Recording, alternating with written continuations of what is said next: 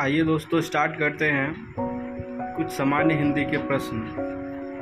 ये previous year 2021 के BEd के प्रीवियस ईयर क्वेश्चन है। ये गद्यांश है, आप इसको पॉज करके स्क्रीनशॉट लेके भी पढ़ सकते हैं। तो चलिए अब आते हैं क्वेश्चंस पे। किसकी पूजा सदैव नहीं होती है? तो धन की पूजा कभी नहीं हो सकती है। आप जमीन की पूजा कर सकते हैं, मकान का पूजा कर सकते हैं, पद का भी पूजा कर सकते हैं, लेकिन धन की कभी पूजा नहीं की जाती है। इस गद्यांश के अनुसार उनकी कृतियाँ अक्षय से जिन्होंने मानव समाज का कल्याण किया है। आते हैं 18वें क्वेश्चन पे। तो उनकी प्रतिष्ठा अस्थायी नहीं रहती जिन्होंने धन बटोरा है। ए नंबर इसका सही आंसर होगा। अब आते हैं 19 नंबर के प्रश्न पे। पूजा उन्हीं की गई जिन्होंने मानव समाज की भलाई की। जो व्यक्ति या मानव कहें जो समाज का भलाई करता है, उन्हीं के लोग पूजा करते हैं। आखिर जितने भी भगवान है, चाहे राम भगवान हो चाहे कृष्ण जी हो, वो मानव के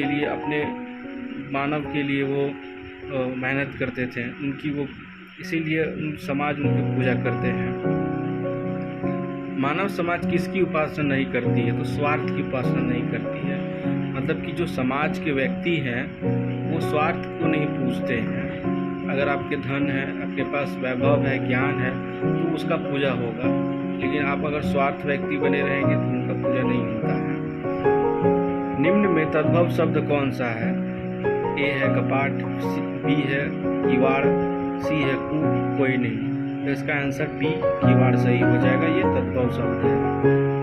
इस प्रयुक्त शब्द किवाड़ में जो है तद्भव शब्द है, इसका तत्सम शब्द कपाट होता है, यानी गेट। सर्वनाम शब्द किसके स्थान पर प्रयुक्त होता है? तो ये संज्ञा के स्थान पर बी नंबर सही हो जाएगा। निम्न में वायु का पर्यायवाची शब्द क्या होगा? तो वायु का पर्यायवाची शब्द समीर होता है। अंबर जो है आसमान का है, बादल। तो अनल जो होता है, अनल का पर्यायवाची अगिन, आग, अंबर, आकाश, बादल, वरिद, धन, जलधर, ये सारा जो है अनल, ये सब पर्यायवाची शब्द हैं अनल के। आँखों का तारा या आँख का तारा होना, ये एक आपका मुहावरा है। इसका अर्थ होता है प्यारा होना। अब आते हैं क्वेश्चन नंबर 25 पे। यदि वर्षा होती तो फसल अच्छी होती। उदाहरण है। तो ये हेतु मत भेतु भूतकाल क्या होता है? क्योंकि हेतु मत भूतकाल, भूतकाल में एक क्रिया के ना होने पर दूसरा क्रिया का होना, ये हेतु मत भेतु का परिभाषा है। लड़के नदी में तैर रहे हैं, तो ये किसका उदाहरण है? तो ये अपूर्ण वर्तमान काल का उदाहरण है।